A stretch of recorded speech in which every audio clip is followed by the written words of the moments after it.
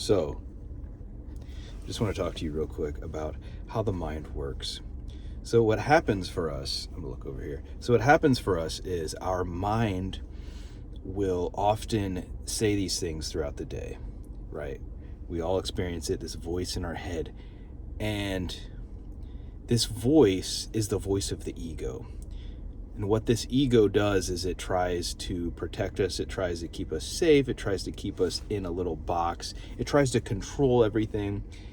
It's the mind manager, as Locke Kelly has said. Excuse me.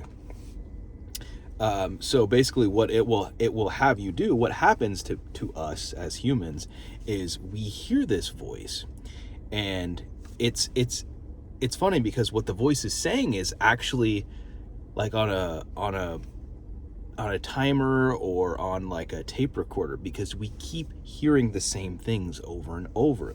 You notice how in your life you don't experience someone else's trauma, someone else's stress. You only experience your world, right? Your self, your identity as this person experiencing this trauma, this stress. This happened to me. I have these ailments, ADHD, I have anxiety, I have depression, I have social anxiety if I'm around a lot of people. So, okay, we have this laundry list of things, of concepts of who we believe ourselves to be.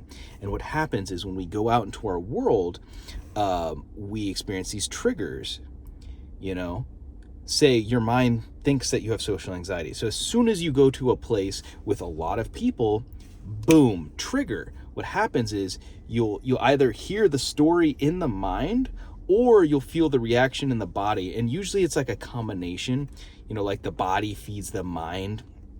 What'll happen is, like, if you're experiencing like, tension or tightness, or your heart starts racing, or something's going on in your body, it'll send that signal to the mind that says that something is wrong. And then what'll happen is we go unconscious and we believe the story of the mind. We fall into the trap of the mind, and then we will take action. We will often take action according to that story. So say we believe that people are judging us, and what we'll do is we'll either consciously or unconsciously, we'll like start to contract around them, assuming that they are judging us, assuming that we are separate from them, that they are mad at us. It happens on an energetic level, but you'll see this play out in your life.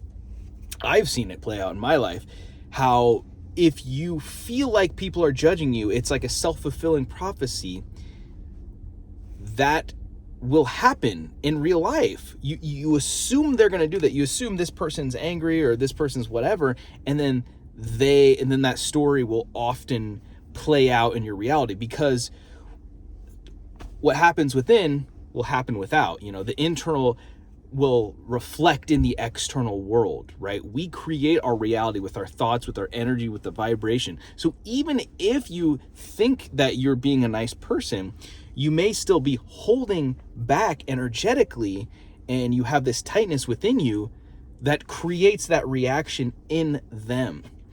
And so this is how it works. This is how our lives play out, is we get into these cycles of thinking and feeling, and we believe the whole story of the mind, body, and whatever story's playing in the mind. It's like we're so used to it, It's like Stockholm syndrome, right? Stockholm syndrome, basically we start to empathize with our captor.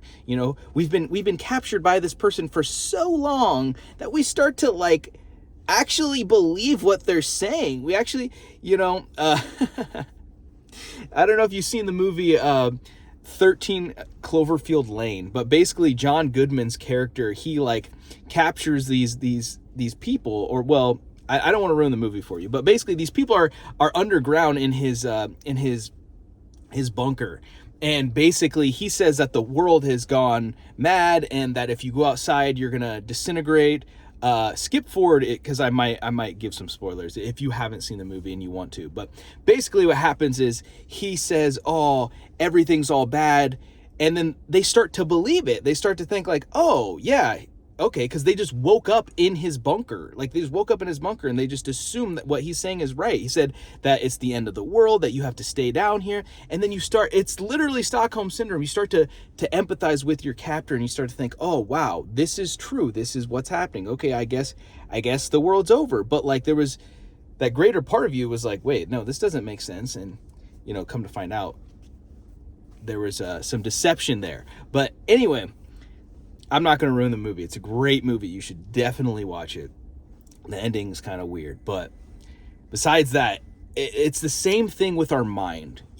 We fall to this captor, the mind, and we live out. This is reincarnation, as they say. It's like the wheel of samsara. We get stuck in this hamster wheel over and over, reliving these cycles of fear, of pain, of anxiety, of all this sort of stuff.